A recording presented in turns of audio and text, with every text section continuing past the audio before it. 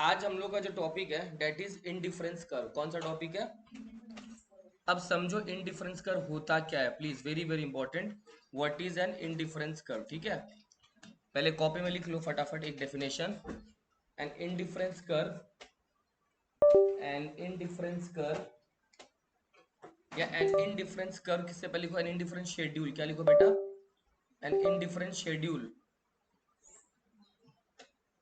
N indifference schedule, an indifferent schedule is a schedule which shows which shows which shows बस अब आगे यहां से कॉपी कर लो जो अंडरलाइन किया मैंने।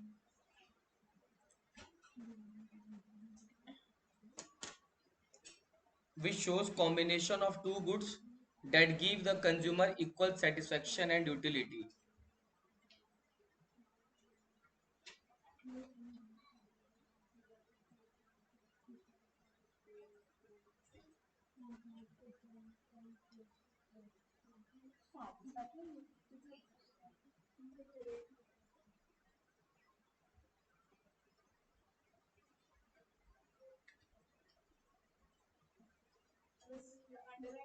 हाँ, अब हो क्या रहा है समझो ध्यान से, बहुत इंपॉर्टेंट कंसेप्ट है ये, अगर नहीं समझा तो बहुत दिक्कत हो जाएगा। ठीक है, देखो, मान लो मैं बोल रहा हूं मेरे पास बहुत सारे कॉम्बिनेशन है। कॉम्बिनेशन ए, कॉम्बिनेशन बी, कॉम्बिनेशन सी और कॉम्बिनेशन। कॉम्बिनेशन ए में मेरे पास टी शर्ट है, क्या है? T shirt. और कॉम्बिनेशन बी में मेरे मतलब अलग अलग कॉम्बिनेशन में अलग अलग टी शर्ट है मेरे। कॉम्बिनेशन ए में 10 टी शर्ट है, कितना टी शर्ट है? तो कॉम्बिनेशन ए में मेरे पास एक जींस है। टी शर्ट कितना है बेटा? जींस कितना है? Are you getting my point? मैंने क्या बोला? टी शर्ट 10 है, जींस कितना है? अब एक चीज बताओ, ध्यान सुनना, मैं बोल रहा हूँ कॉम्बिनेशन ए में अगर 10 टी शर्ट है और एक जींस है, और कॉम्बिनेशन बी में जब मैं मूव करूंगा, क्या बोला? कॉम्बिनेशन, तो मैं बोल रहा हूँ जब कॉम्बिनेशन बी में मूव कर रहा हूँ बेटा, मेरे पास 6 टी शर्ट हो गया, 2 जींस हो गया। चेंजेस हुआ कुछ? हुआ?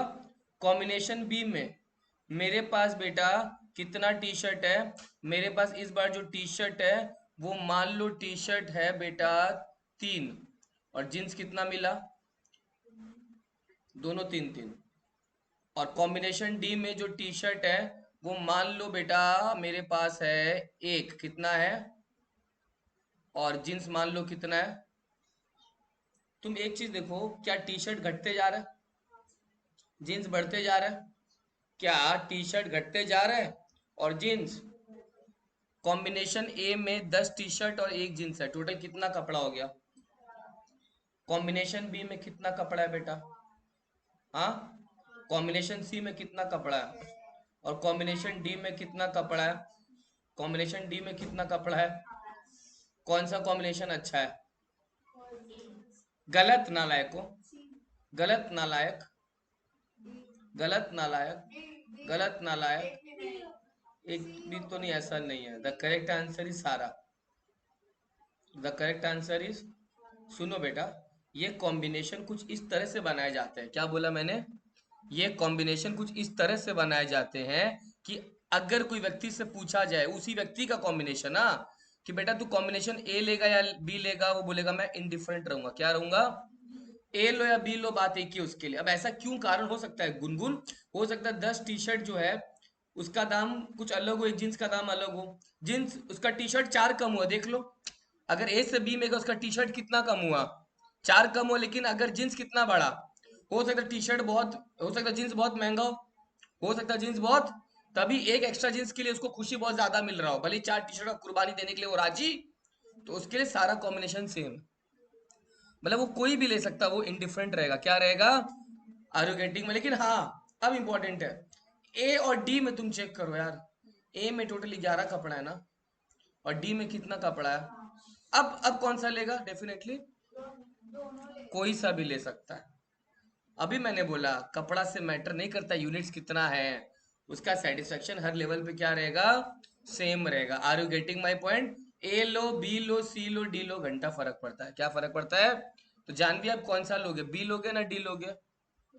कोई सा भी, यही होना चाहिए आंसर। क्या लेंगे सर? जो देना है दे दीजिए, मैं तो देने के लिए, मैं तो लेने के लिए राजी हूँ। Are you getting my point?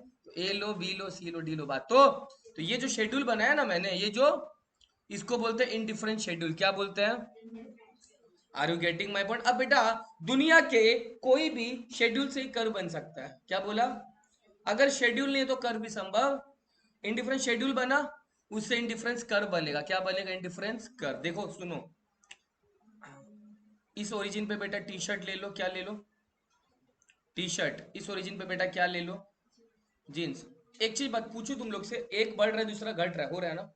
एक बढ़ रहा है दूसरा क्या बढ़ रहा है? जीन्स। क्या घट रहा है?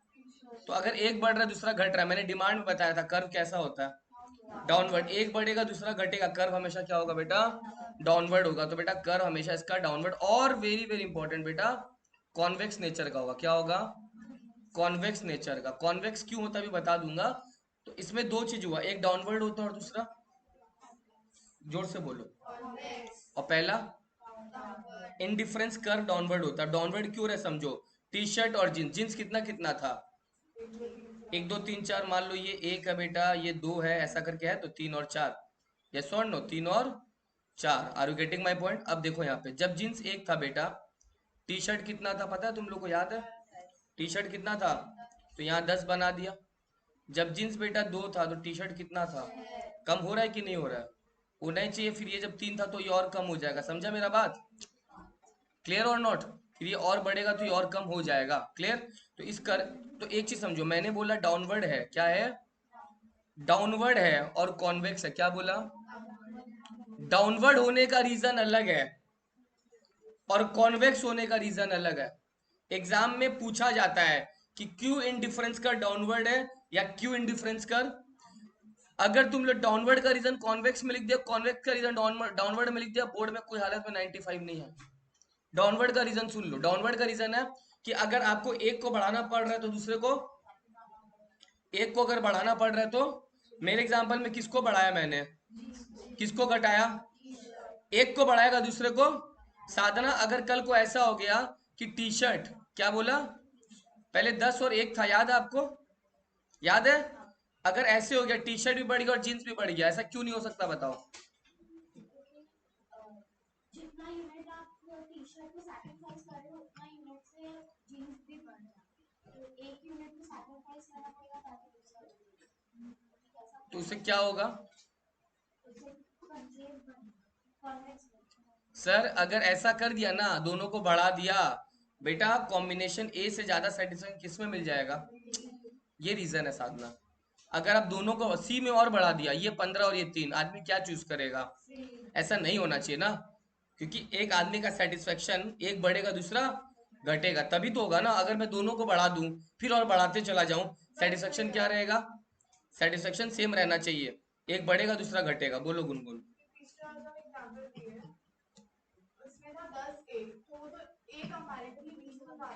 क्या?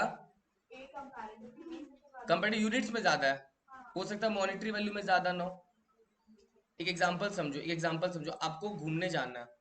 घूमने के लिए आपको आपके भैया का कंपनी अच्छा लगता है, तो अपने भैया के साथ निक्को जा सकते हो, एक ऑप्शन ही है। और एक ऑप्शन है मूवी चले जाओ आप, मान लो जानवी के साथ। जानवी मूवी में आपको सबसे अच्छा कंपनी देती है। अब मैं बोलूँ गुनगुन तू भैया के साथ घूमने जाएगी या जानवी के साथ मूवी, आप क्या बोलोगे? सर मेरे लिए तो दोनों ही अच्छा है, मेरे को जो ऑप्शन मिलेगा मैं वो चूज कर लूंगी। तो बात समझ रहे हो? यहाँ पे हो सकता है दोनों का मॉनेटरी वैल्यू सेम हो सकता है दोनों का, जीन्स अगर 1 से 4 मिल रहा है, टी शर्ट बहुत कम मिल रहा है, हो सकता है जीन्स का दाम बहुत ज्यादा हो, तो वो 3 भी एक्स्ट्रा मिला तो भी बहुत बराबर हो गया आपके। तो एक आदमी का इस हिसाब से बनाया जाता है कि वो कोई भी कॉम्बिनेशन ले सकता है। अपने को मम्मी पूछते ना बेटा घर में क्या इडली बनाओ या डोसा, मेरे को अगर दोनों पसंद है तो हम लोग बहुत बार बोलते हैं मम्मी कुछ भी बना लो। तुम लोग तो क्या बोलेगा? मम्मी दोनों ही मत बनाओ। तुम लोग को ज्यादातर मम्मी का हाथ का खाना ही अच्छा नहीं लगता होगा तुम लोग, अच्छा लगता है क्या? ओ हाँ, क्योंकि नहीं अच्छा लगेगा तो खुद को बनाना पड़ेगा ना, उससे तो बेटर है कि खा लो। चलो तो ठीक है, डन। चलो अच्छा है, ये बात, ये वीडियो तुम्हारे माँ तक पहुंचा देंगे, खुश हो जाएगी। बेटिया तारीफ करती है माँ का। सुनो ध्यान से, तो ये कॉम्बिनेशन इस तरह से बनाया जाता है बेटा कि आदमी इनडिफरेंट रहता है। क्या रहता है?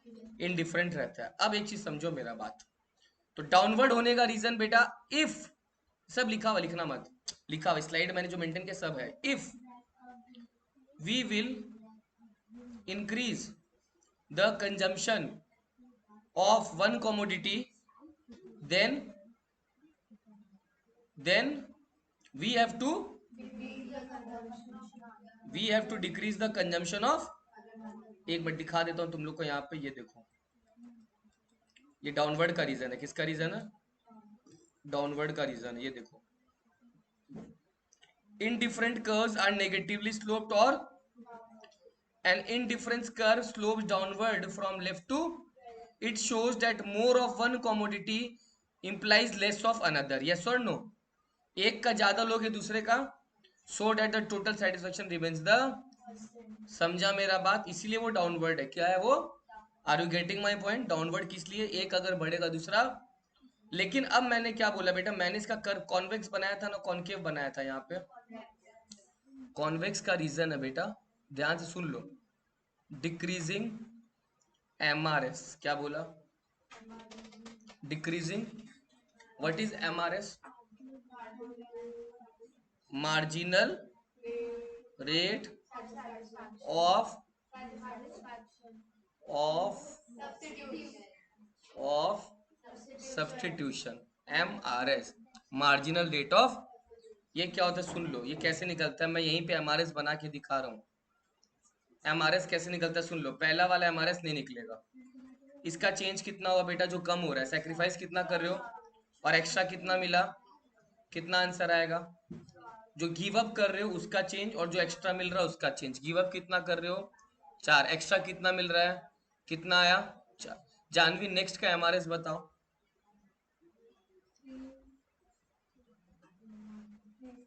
सही बोल रही है क्या दृष्टि? नेक्स्ट वाले का, गुनगुन नेक्स्ट वाले का, कुछ नहीं, इतना ही है। तो एमआरएस डिक्रीज कर रहा है, एमआरएस डिक्रीज कर रहा है, तो अगर एमआरएस डिक्रीज करेगा बेटा तो हमेशा कॉन्वेक्स होगा। Are you getting my point? तो कॉन्वेक्स होने का रीजन याद रखना क्या है, एमआरएस नहीं, डिक्रीजिंग एमआरएस। क्या? एमआरएस डिक्रीज कर रहा है तो 4 हुआ, 3 हुआ, फिर 2 हुआ, एमआरएस डिक्रीज कर रहा है, तो एमआरएस अगर डिक्रीज करेगा तो बेटा क्या हो जाएगा, कॉन्वेक्स हो जाएगा। क्या हो जाएगा? देखो इसका रीजन दिखा रहा हूँ, ये देखो। अच्छा, एमआरएस डिक्रीज होने का मतलब क्या हुआ कि तुमको शुरुआत में ज्यादा सेक्रीफाइस करना पड़ रहा है, बाद में कम। शुरुआत में कितना जीन टी शर्ट सेक्रीफाइस किया, बाद में कितना टी शर्ट सेक्रीफाइस किया, 3, बाद में कितना टी शर्ट सेक्रीफाइस किया। इसका मतलब एमआरएस डिक्रीज हो रहा है, मतलब तुमको शुरुआत में ज्यादा कुर्बानी देना पड़ रहा है, मगर बाद में कुर्बानी थोड़ा। Are you getting my point? You have to give up more units initially, but later on your sacrificing rate decrease. पहले 4 टी शर्ट, फिर 2 टी शर्ट, फिर पहले 4, फिर 3, फिर 2 T shirt. Are you getting my point? इसको बोलते हैं MRS decrease होना। अगर एमआरएस इंक्रीज हो रहा होता, मतलब आपको शुरुआत में कम कुर्बानी देना पड़ रहा बाद में, बट यहाँ पे उल्टा है, यहाँ पे डिक्रीज कर रहा है, मतलब कुर्बानी शुरुआत में, बाद में, शुरुआत में, बाद में कम। ये देखो क्या लिखा हुआ है, indifference curve are convex, an indifference curve will ordinarily be convex to the point of origin, this is because of diminishing MRS। याद रहेगा रीजन। तो इंडिफरेंस कर्व का कॉन्वेक्स का रीजन क्या है बेटा, और इंडिफरेंस कर्व का डाउनवर्ड का रीजन क्या है? एक बढ़ेगा, ऐसा पढ़ो कि क्लास में कंसेप्ट क्लियर हो जाए। समझा मेरा बात? मैंने इनडिफरेंस करके तुमको कितना प्रॉपर्टी बता दिया बेटा, 2 प्रॉपर्टी। कितना प्रॉपर्टी? 2 पता है ना, एक डाउनवर्ड एक कॉन्वेक्स, ये 2 प्रॉपर्टी है, ये 2 प्रॉपर्टी है। Now I have a question to Sadhana and Simran, दोनों को कॉमन क्वेश्चन है, जिसको आएगा हाथ उठा लेना, जिसको आएगा। ये मेरा एक इंडिफरेंस कर्व है, ठीक है। इसमें मेरे पास एक पॉइंट था, सपोज जिसमें मैं 8 मैंगो ले रहा था और 1 बनाना ले रहा था, 8 आम 1 केला। मैंने क्या किया, बनाना को बढ़ाना चाहा, बनाना बढ़ा दिया, तो आम को क्या करना पड़ेगा, घटा दिया। चलो थोड़ा सा और ज्यादा घटा दिया, मान लो 5 कर दिया। मैंने बनाना को और बढ़ाया, आम को क्या करना पड़ेगा बेटा, कम मैंने कम कर दिया। इसी प्रकार हो सकता है मेरे को बनाना को और बढ़ाना पड़े, तो आम को और घटाना पड़े। यही तो हो रहा है। मान लो ये कॉम्बिनेशन ए है बेटा, ये कॉम्बिनेशन, ये कॉम्बिनेशन, ये कॉम्बिनेशन, कोई दिक्कत? तुम दोनों बताओ सबसे ऊपर में कौन सा कॉम्बिनेशन है, सबसे नीचे कौन सा कॉम्बिनेशन है? ये दिख रहा है ना, सबसे ऊपर में इस करके ए है, सबसे नीचे कौन सा है? सबसे ऊपर वाला लोगे ना सबसे नीचे वाला लोगे? कोई भी ले लेगा। श्योर तुम लोग? श्योर? ये सही आंसर है तुम लोग। अभी मेरा क्वेश्चन कंप्लीट नहीं हुआ, ये सही है, ये सही। अगला क्वेश्चन सबसे होगा, बट ये क्वेश्चन तो सही है। क्योंकि देखो ए में अगर ये 8 मिल रहा था तो ये 1 मिल रहा था। बट मान लो डी में बेटा, मैं जानता हूं तेरा आम कम हुआ है, तेरा आम, मगर बेटा केला तो बहुत बढ़ गया। कितना बढ़ गया? 4। तो तुम ए लो चाहे, बात तो। लेकिन सर अब मेरा बात ध्यान सुनना, this is an open question to all, this is an open question to, जिसको आएगा हाथ उठाएगा। मैंने इसके बगल में एक इंडिफरेंस कर और ड्रॉ कर दिया, IC2, IC, और इसका भी बहुत सारा कॉम्बिनेशन होगा। मान लेते हैं मैंने बोला इसका एक कॉम्बिनेशन है E, क्या है? E, okay. नाउ तुम लोग बोला सर A लो या D लो, बात तो, या A लो या B लो, बात तो, B लो या D लो, बात तो। बट अगर अब मैं ऑप्शन दूं बेटा B लो या E लो, बात एक नहीं है। आई वॉन्ट द रीजन, चाहे वो बात एक हो या नहीं हो, रीजन है तुम्हारे पास अपने आप को जस्टिफाई करने का कि बी और ई में क्यों ले ई या क्यों ले बी? क्योंकि हम लोग का जो यूनिट्स है दूसरे वाले का वो डिक्रीज नहीं हो रहा है, वो कांस्टेंट ही है। और उसके अकॉर्डिंग अगर डाउनवर्ड होगा तो वो डिक्रीज होना चाहिए, एमआरएस भी डिक्रीज होना चाहिए, जिसमें जो यहाँ पे नहीं हो रहा है। सर मेरे को लगता है कि उस वाले में आईसीयू में होल अनदर कॉम्बिनेशन जो होते हैं, होल अनदर यूनिट हो गया, जो इस वाले कॉम्बिनेशन से बहुत डिफरेंट है। तो इन दोनों में डिफरेंस है, भले ही ये सब में एक ही कर्व में है तो सबका सेम सेटिस्फेक्शन हो। सर वो जो दूसरा कर्व है उसमें जो कॉम्बिनेशन होगा वो ज्यादा सैटिस्फैक्शन है। कैसे? वही पूछ रहा हूँ कैसे। क्योंकि अगर 5 मैंगोज हम लोग खरीदते तो हम लोग को इससे ज्यादा बनानास नहीं, बस आ गया आंसर, आ गया, यही चाहिए मेरे को। देखो इतना वो एमआरएस में जाने का जरूरत नहीं था, आप थोड़ा सही थे बट फ्रेम नहीं। देखो मान लो ये पॉइंट बी है, इसमें कितना आम मिल रहा है तेरे को, कितना बनाना मिल रहा है? अगर तुम बी से बेटा ई में मूव करेगा, तेरे को मैंगो तो आज भी कितना मिलेगा, मगर बेटा तेरा बनाना बढ़ गया। देख 3, 3.5, 4 समझना लगभग। तो अगर तुम बी से ई में शिफ्ट करेगा, तुम्हारा एक चीज कांस्टेंट रहा मगर दूसरा चीज बढ़ा, तो बी लेना चाहिए ना ई लेना चाहिए? यानी आपका कर्व अगर और ऊपर भाग रहा है, IC2 IC3 मिल रहा है, always go for higher curves, always go for. अच्छा अब एक सवाल और पूछ रहा हूँ, एक कॉम्बिनेशन ई है, इसी पे एक कॉम्बिनेशन एफ है, एक कॉम्बिनेशन जी है, बताओ ई लोगे ना जी लोगे? ये तो एक ही है, ई लो एफ लो जी लो, बात तो। अच्छा जी लोगे ना बी लोगे? पक्का? जी लोगे ना सी लोगे? जी लोगे ना ई लोगे? थप्पड़ खाएगा।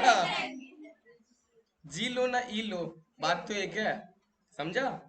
जानवी समझ में आ रहा है? थोड़ा मुस्कुराओ यार, आपका मुस्कुराहट देखने के लिए कितना जो जन आपको यहाँ पे याद करता है, बुलाता है, मुस्कुराता है। मैं आपको कॉल कर रहा हूँ, कॉल नहीं उठाते हो मेरा, इतना बिजी हो गए क्या? कितना मैंने आप लोग के सामने कॉल किया ना इसको। Again I have a question, IC3 एक और बना दिया, इसमें कॉम्बिनेशन है जे, बी अच्छा ना जे अच्छा? ई अच्छा ना जे अच्छा? एफ अच्छा ना जे अच्छा? यस और नो? जे अच्छा ना पी अच्छा? पी अच्छा ना ए अच्छा? पी अच्छा ना के अच्छा? सेम या इनडिफरेंट? अच्छा अब तुमको लगेगा सर इतना क्यों इंडिफरेंस कर बढ़ाते जा रहे हैं? क्या बोला मैंने? कितना इंडिफरेंस कर बनाया? 3। अगर कोई बंदा, कोई बंदी एक साथ 3 4 2 5 6 9 10 इंडिफरेंस कर्व बनाता है। अगर कोई बंदा या बंदी एक साथ 2 3 5 6 9 10 उसको बोलते हैं इंडिफरेंस मैप। क्या बोलते हैं? तो now this is not an indifference curve, this is N indifference map. This is N indifference map. अगर एक व्यक्ति एक साथ 2 3 4 इंडिफरेंस कर्व बनाता है उसको क्या बोलते हैं? इंडिफरेंस। मिला बुक में? एक पेज और पीछे करो, पीछे करो, पीछे।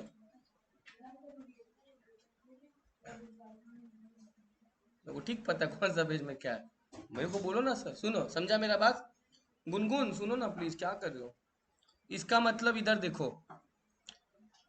अब तक ये था इंडिफरेंस कर्व, लेकिन अब ये क्या बन गया? यस और नो? अच्छा, ये इंडिफरेंस मैप जो बना ना बेटा, इससे ये एक साबित हो गया, इससे एक चीज साबित हो गया क्या? Higher indifference curve will give lower indifference curve will give. ये मेरा हो गया तीसरा प्रॉपर्टी। देख लो एक बार, चेक करो तीसरा property. Higher IC represents higher satisfaction and lower IC represents. Are you getting my point? ये ध्यान रखना, ठीक है? अच्छा, इसमें मैं तुमको एक चीज और बता देता हूँ, एग्जाम में आता है एक मोनोटोनिक प्रेफरेंस का मतलब। किसका मतलब? ये प्लीज समझ लो ध्यान से, प्लीज समझ लो, बहुत इंपॉर्टेंट है। सुनो एक बार समझ लो। देखो, अगर मान लो मेरे को मेरे को रिया से अच्छी दिया लगती है, क्या बोला? और दिया से अच्छी पिया लगती है। रिया से अच्छी और दिया से अच्छी, तो डेफिनेटली निश्चित होगा कि मेरे को पिया रिया से भी अच्छी लगेगी। यस और नो? अगर रिया से अच्छी दिया और दिया से अच्छी, तो डेफिनेटली मेरे को पिया जो है रिया से भी बहुत अच्छी लगेगी। यस और नो? इसी को बोलते हैं मोनोटोनिक प्रेफरेंस। क्या बोलते हैं? अगर मान लो तुमको कमोडिटी एक्स से अच्छा कमोडिटी वाई लगता है और कमोडिटी वाई से अच्छा कमोडिटी, तो डेफिनेटली तुम यार जेड को एक्स से भी पहले प्रेफर करेगा तब। ये तो होता है, इसको बोलता है मोनोटोनिक प्रेफरेंस। क्या बोलते हैं? अब तुम मेरे से पूछो सर यहाँ पे कैसे काम आया? यहाँ पे ऐसे काम आएगा, IC1 और IC2 में किसको प्रेफर करेगा? IC2 और IC3 में किसको प्रेफर करेगा? तो IC1 और IC3 में भी किसको प्रेफर करेगा? बस यही होता है।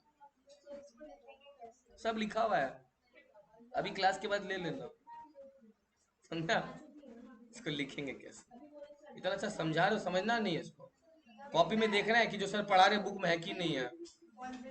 अब एक अच्छा ठीक है, आपको मैं लिखा दूंगा, एक सवाल पूछूंगा, अगर सही बता दोगे ठीक है, बुक बंद कर लो। सबसे पूछूंगा, इसको पहले चांस देता हूँ, सुन लो। ये मेरा फेवरेट सवाल है हर बार का, इस चैप्टर से पूरा। ठीक है, मैं वेट करता हूँ कब ये दिन आए जब मैं पूछूं। सुनो ध्यान से, मेरा सवाल कुछ एक बार इसी पार्ट पे ले लेता हूँ, ठीक है?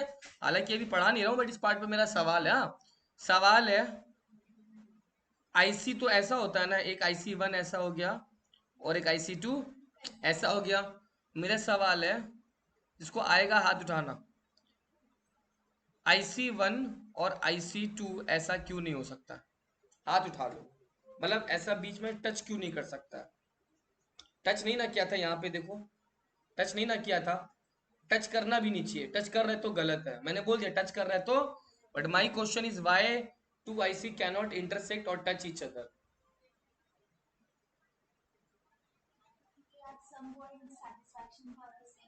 बहुत बढ़िया बोली, बुक में देख लिया ना सिमरन, बहुत बढ़िया बात बोली, वेरी गुड, क्या बात है, वेरी गुड सिमरन के ताली बजाओ, बहुत बढ़िया। सुनो सिमरन, सुनो दृष्टि, सुनो साधना, सुनो महक, सुनो गुनगुन, सुनो जानवी।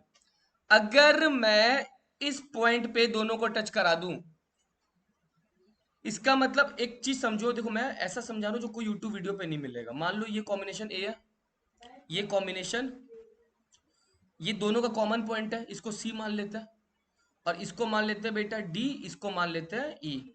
मेरे को ठीक से सोच के पता है, जो IC1 जा रहा है, ये वाला जा रहा है, इसमें कितने कॉम्बिनेशन हो गए? इसमें कॉम्बिनेशन हो गया बेटा डी और कॉम्बिनेशन हो गया सी। IC1 में डी हुआ और सी हुआ ना, सी तो दोनों में कॉमन है। और IC2 में तो कितना कॉम्बिनेशन मिला?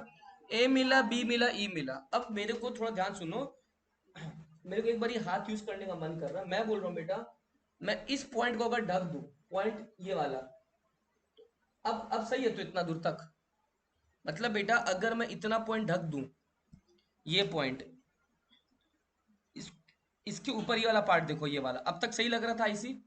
IC2 और IC1 कौन सा सही है बेटा? IC2 IC1, या IC2 है या IC1 है? दिख रहा है ना? या IC2 है या IC1 है? कौन सा सही है? IC1। या IC2 है या IC1 है? कौन सा ऊपर है? अच्छा, इस पॉइंट के नीचे आ जाओ एक बार, कौन सा सही है बेटा? ये ना ये? इस पॉइंट के उधर में कौन सा सही है बेटा? IC2 सही है। मतलब एक बार IC1 सही हो रहा है और एक बार IC, लेकिन ये जो पॉइंट आ गया इसमें गड़बड़ हो गया, ये नहीं होना चाहिए। अब क्यों नहीं होना चाहिए समझो। सर IC1 में तुमने बोला मेरे पास दो पॉइंट है, D एंड C, सॉरी, है ना? और IC2 में तुमने बोला सर हमारे पास A भी है, B भी है और C भी है और E भी है। यस, और E भी है। भैया IC1 IC2 का सेटिस्फेक्शन अलग अलग होना चाहिए। IC1 और IC2 का सेटिस्फेक्शन, मैं बोल रहा हूं बेटा, अगर IC2A है और इधर D है, तुम D लो C लो, बात तो एक ही है। IC1 का D लो या C लो, बात तो, अच्छा इधर IC2 में A low B low C low E लो, बात तो। इसका मतलब इन सिंपल वर्ड, B जितना सेटिस्फेक्शन देगा C भी, IC2 का B जितना सेटिस्फेक्शन देगा C भी, इसका मतलब IC1 का C जितना सेटिस्फेक्शन देगा, IC2 का बेटा B जितना सेटिस्फेक्शन देगा C भी उतना देगा, और IC1 का C जितना देगा D भी देगा। तो इसका मतलब B और D का सेटिस्फेक्शन सेम हो गया, जो कि नहीं होना चाहिए, क्योंकि B और D दो अलग अलग इंडिफरेंस कर्व पे लाइक कर रहा था। B और D दोनों, समझा मेरा बात? वापस समझाओ तो एक बार कि समझ में आ गया? वापस समझाओ तो एक बार सुन लो। देखो मैं एक बार इधर वापस लेता हूँ। देखो मैं बोल रहा हूँ ऐसे, देखो ये IC है और ये IC है, तो इसका पॉइंट A है, इसका पॉइंट B कॉमन है, इसका पॉइंट C है, हो गया। इसका पॉइंट D है और इसका पॉइंट F है। तो एक चीज बताओ, A जितना सेटिस्फेक्शन देगा इसका, हाँ इसका, B भी उतना ही देगा, और हो गया। तो A किसके बराबर है और B किसके बराबर है, और इधर में D किसके बराबर है और किसके बराबर है? तो D किसके बराबर और किसके बराबर? अब A और B बराबर है और B और D भी बराबर है, तो A और D भी क्या हो गया? अरे A B के बराबर है, B D के बराबर है, तो A और D भी क्या हो गया? जबकि होना चाहिए था क्या? क्योंकि A अलग इंडिफरेंस कर पे था और D अलग इंडिफरेंस कर पे था, नहीं चलेगा। बट अगर ऐसा हो जाएगा तब तो A और D सेम सेटिस्फेक्शन दे देगा, जो कि होना, तो दो इंडिफरेंस कर आपस में मिल गया, मतलब उनका सेटिस्फेक्शन क्या हो गया? सेम हो ही गया, क्योंकि एक कॉमन पॉइंट मिलने से भैया सेम हो जाएगा, जो कि होना। इसीलिए two indifference curve can never never never intersect each other, क्योंकि जहां मिला वहां पे दोनों IC का सेटिस्फेक्शन सेम हो जाएगा, जो कि कभी होना। समझ में आया जानवी, सिमरन, साधना, गुनगुन? ये देखो क्या लिखा है, indifference curve can never intersect one another because as IC represent one level of satisfaction which remains constant, two indifference curve can never cross or intersect each other। जहां क्रॉस किया वहां पे सेटिस्फेक्शन सेम हो जाएगा, इसलिए कभी भी एक दूसरे को क्रॉस नहीं कर सकता। Are you getting my point? तो इंडिफरेंस कर्व का टोटल 4 प्रॉपर्टी हुआ। कितना प्रॉपर्टी? पहला बेटा डाउनवर्ड होता है। क्यों डाउनवर्ड होता है? सेकेंड प्रॉपर्टी क्यों कॉन्वेक्स? थर्ड, उतना हायर, जितना हायर IC उतना हायर सेटिस्फेक्शन। फोर्थ पॉइंट, क्या इंटरसेक्ट नहीं कर सकता? दो IC कभी भी इंटरसेक्ट नहीं कर सकता। समझा मेरा बात? यहाँ पे सेम वही लिखा हुआ है। अगर इंटरसेक्ट कर लेगा, अगर इंटरसेक्ट कर लेगा बेटा, तो सेटिस्फेक्शन लेवल क्या हो जाएगा? सेम हो जाएगा, जो कि होना नहीं चाहिए। समझा मेरा बात? 4 प्रॉपर्टी क्लियर हुआ। अभी हमने क्या सीखा? इनडिफरेंस शेड्यूल सीखा, इनडिफरेंस कर्व समझा, इनडिफरेंस मैप समझा, और समझा IC का प्रॉपर्टीज। क्या समझा? IC का properties. Are you getting my point? अब देखो यहाँ पे ऑलरेडी हम लोग कर चुके हैं। अच्छा, ऑर्डिनल कार्डिनल तो बता ही दिया था ना मैंने तुम लोग को, ठीक है। अभी एक और चीज समझो, हाँ, इंटरसेक्ट क्यों नहीं किया, समझ गया ना? यहाँ पे क्यों कर रहा है? क्योंकि गलत है, क्योंकि सेटिस्फेक्शन क्या हो जाएगा बेटा? सेम उसी चीज का ज्ञान वापस दे रहा है, ठीक है। इसलिए बहुत ये फोर्थ पॉइंट बहुत इंपॉर्टेंट है कि क्यों इंटरसेक्ट नहीं कर सकता। अब आ जाओ, वेरी वेरी इंपॉर्टेंट, सुनो। क्या लिखा बेटा? ये बहुत बार आता है। बजट लाइन क्या होता है? मेरा औकात। किसका औकात? मेरा नहीं, हम सबका औकात। सिर्फ मेरा नहीं, किसका औकात? हम सबका औकात। जैसे मान लो तुमको अभी घूमने का बना वर्ल्ड टूर, सेटिस्फेक्शन कम मिलेगा ना ज्यादा मिलेगा? अगर वर्ल्ड टूर पे जाएगा सेटिस्फेक्शन बहुत ज्यादा मिलेगा। कितना? बहुत ज्यादा। वर्ल्ड टूर अभी कौन बाहर गया? उसको कोई गेट थोड़ा सा बंद करवा दो। अगर वर्ल्ड टूर पे जाएगा तो बहुत, बट बेटा तेरे को पैसा नहीं लगेगा। तो कोई भी सेटिस्फेक्शन लेने के लिए दुनिया में, कोई भी दुनिया का सेटिस्फेक्शन लेने के लिए तुमको क्या देना पड़ेगा बेटा? पैसा देना पड़ेगा। क्या देना पड़ेगा? पैसा। इसका मतलब एक चीज बताओ, तुम बहुत बार बोल रहा था ना सर, ये देखो तुम ऐसा ऐसा करके बोल रहा था कि सर मैं IC1 चूज कर नहीं करूंगा सर। क्या चूज करूंगा? IC या क्या चूज करूंगा? या क्या चूज करूंगा? IC4 चूज करेगा। क्वांटिटी बढ़ता जाएगा, दोनों का बढ़ेगा, एक का नहीं बढ़ेगा, दोनों का बढ़ेगा। तेरे पास IC4 तक जाने के लिए पैसा भी तो होना चाहिए, नहीं तो IC1 में संतुष्टि रखो। Higher IC gives higher satisfaction, but assuming you have the budget. Budget है तो ऊपर जाएंगे, बजट नहीं है तो नीचे ही रहेंगे। हमारे साथ ही होता है, एक 1000 रुपए का कपड़ा देखा, एक 10,000 का कपड़ा देखा, सेटिस्फेक्शन कौन सा देगा बेटा?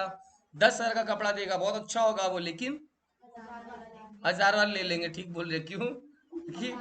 क्योंकि औकात नहीं है। क्या नहीं है? तो देखो एक बार क्या लिखा हो, सुनो। Budget line also known as the budget constraint exhibits all the combination जो कंज्यूमर खरीद सकता है, but with a particular earning, right? आप खरीदोगे तो सही, कुछ कॉमोडिटी खरीदोगे, मगर with your particular earning. Yes और नो? तो budget line is a graphical delineation of all the combination जो आप खरीद सकते हो with your given income. Are you getting my point? And given cost of the commodity. तो अब जितना गिवन इनकम में जिस दाम पे चीजों को खरीद रहे हो, वो जिस लाइन से रिप्रेजेंट हो रहा है बेटा, उस लाइन को क्या बोलते हैं बेटा? Budget line. क्या बोलते हैं? बजट लाइन बेटा डाउनवर्ड स्लोपिंग होता है। क्या होता है? एक एग्जांपल देखो यहाँ पे क्या लिखा हुआ है। कॉम्बिनेशन दिया हुआ है, कॉम्बिनेशन ए है, बी है, सी है, डी है, ई और cream biscuit at the rate 10 पर packet, plain biscuit at the rate. पहला कॉम्बिनेशन में तुम एक भी क्रीम बिस्किट नहीं ले रहा है, कितना रुपया लगेगा? लेकिन उसमें उसकी जगह तुम 10 रुपया 10 पैकेट क्या ले ले रहा है बेटा?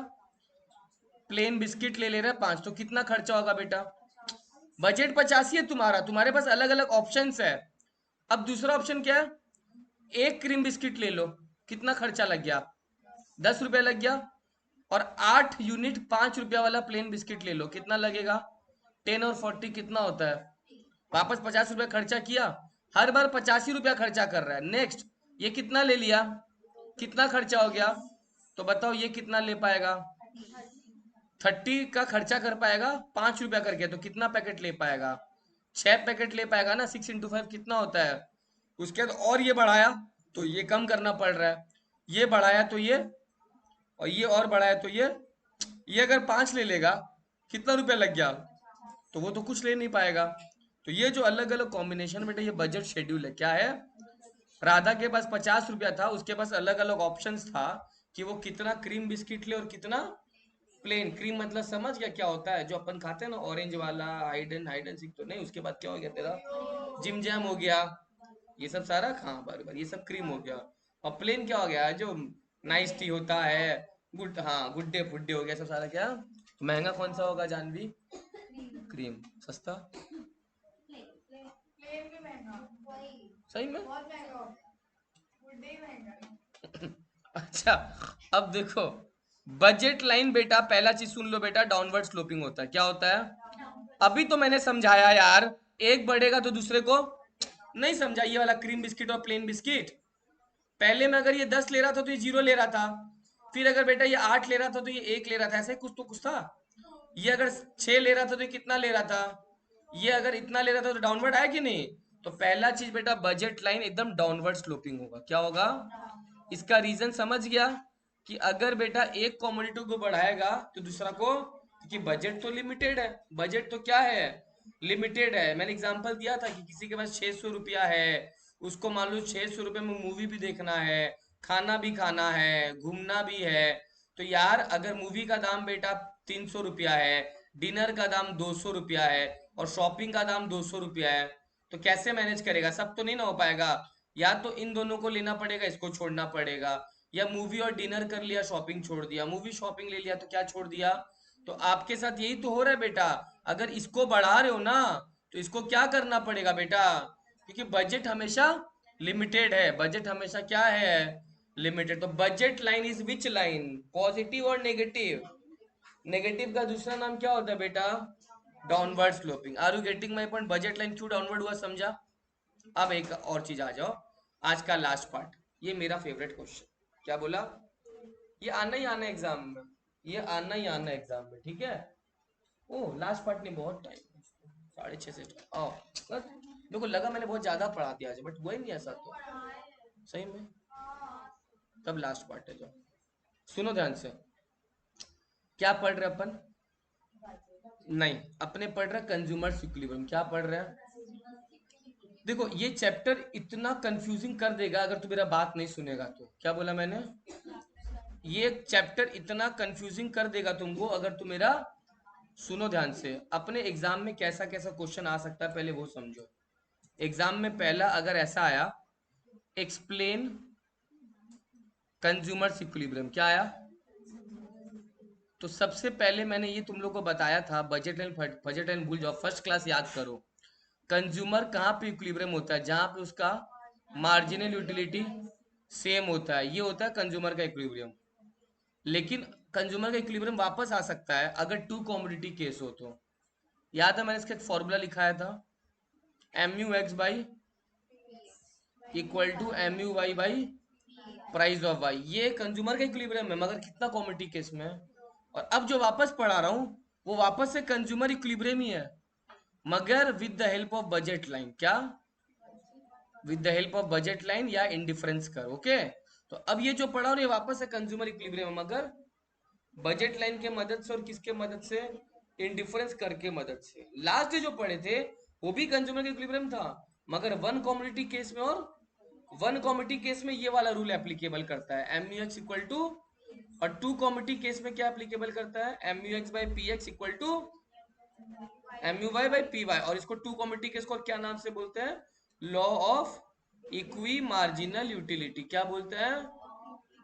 याद रखना ये सब चीज। अब मैं इस पे मूव कर रहा हूँ, क्या बता रहा हूँ? Consumer equilibrium through budget line. Are you getting my point? अब देखो लास्ट पार्ट है, सुनो ध्यान से, प्लीज सुनना। मैं एक दो स्लाइड और ले लेता हूँ यहाँ पे।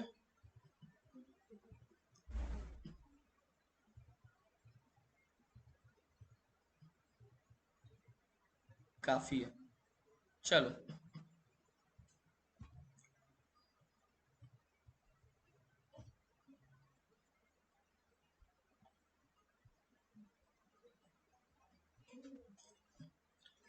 अगर मैं तुमको 4 आईसी कर्व बना के दूं, कितना कर?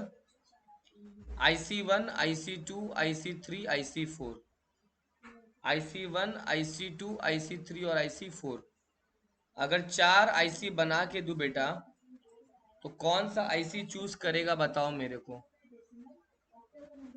IC1, IC2, IC3, IC4, सोच के बताना। बजट लाइन है ही नहीं, मतलब मेरा बजट अनलिमिटेड है, बजट लाइन है ही नहीं मेरा। क्या चीज का? होता है, अगर होता है तो होगा, कोई दिक्कत नहीं, 5 मिनट में हो गया लोग का। ठीक है दिशा अनुष्का, अगर होगा तो होगा, ठीक है कोई दिक्कत नहीं है। आज ही होता है कि थर्सडे को होता है? डन, चलो। हाँ क्या लेगा? श्योर, क्योंकि अपना बजट का कोई लिमिट ही नहीं है। बट ऐसा प्रैक्टिकली थोड़ी होता है, नहीं। प्रैक्टिकली बेटा हमारे लाइफ में एक बजट लाइन आ जाता है, क्या आ जाता है? डाउनवर्ड बना दिया, ये बजट लाइन है बेटा, मान लो ए बी। क्या नाम है बजट लाइन का? अब हो सकता है मेरे बजट के बाहर बहुत सारे कर्व है, IC4 और IC3, हो सकता है, हो सकता है। एक कर्व ऐसा भी है, पूरा पूरी ऐसा, IC2, ठीक है। एक कर्व बजट के अंदर भी IC1। इसमें बहुत सारे कॉम्बिनेशन है, इसमें कॉम्बिनेशन डी है और ई है। इसमें कॉम्बिनेशन बेटा एफ है, इसमें कॉम्बिनेशन बेटा यहाँ पे बजट, ये दोनों क्रॉस कर रहा है, टच कर रहा है, जी है और ये एच है, ये कॉम्बिनेशन आई है, ये कॉम्बिनेशन जे है, ये कॉम्बिनेशन के है और ये कॉम्बिनेशन एल है। अगर बजट लाइन नहीं होता क्या चूज करता, के लेता या एल लेता? जो मन ले लो सर। क्या अब IC4 ले पाएगा? क्यों नहीं ले पाएगा? क्योंकि बजट के बाहर है, तो IC4 भाड़ में जाए। IC3 ले लेगा, क्यों?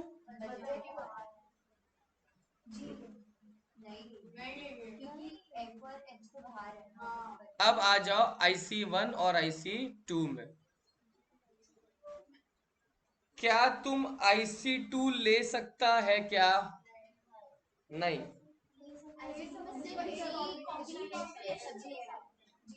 देखो, मैं IC2 में 3 कॉम्बिनेशन बनाया, एक कॉम्बिनेशन F बनाया, एक कॉम्बिनेशन G बनाई, ये वाला G है, और एक कॉम्बिनेशन H बनाया, ये वाला। मैं रात भर रोया, मैं रात भर रोया कि यार मेरे बजट से थोड़ा सा बाहर में F रह गया। मैं रात भर रोया।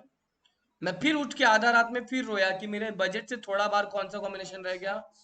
लेकिन उसके बाद सुबह उठ के इतना खुश हुआ, इतना खुश हुआ, क्यों बताओ?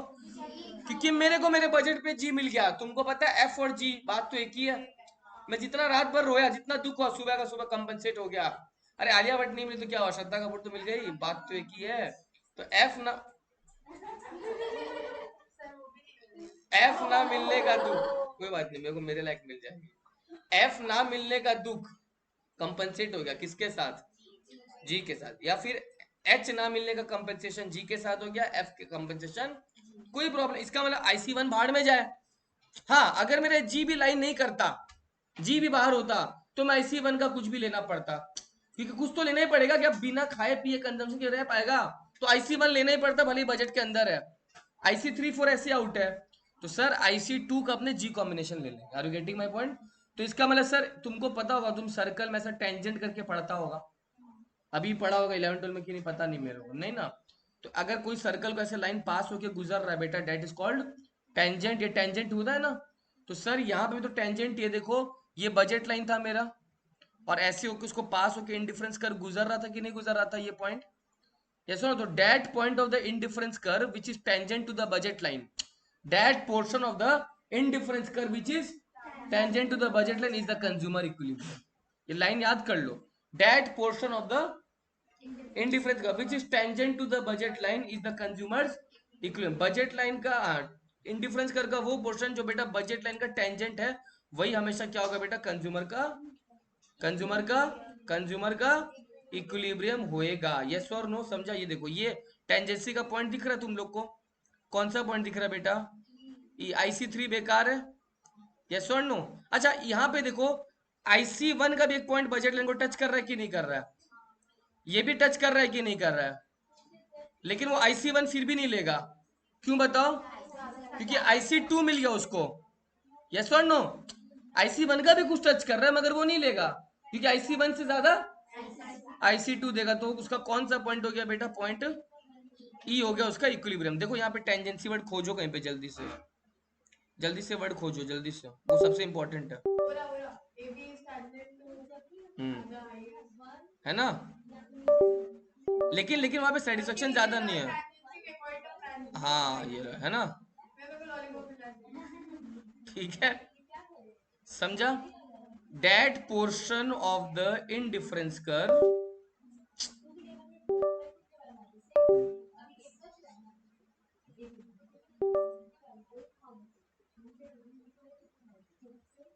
that portion of the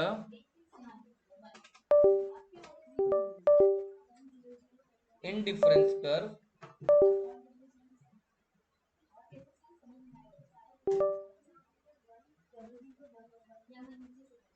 of the indifference curve which is tangent to the budget line is the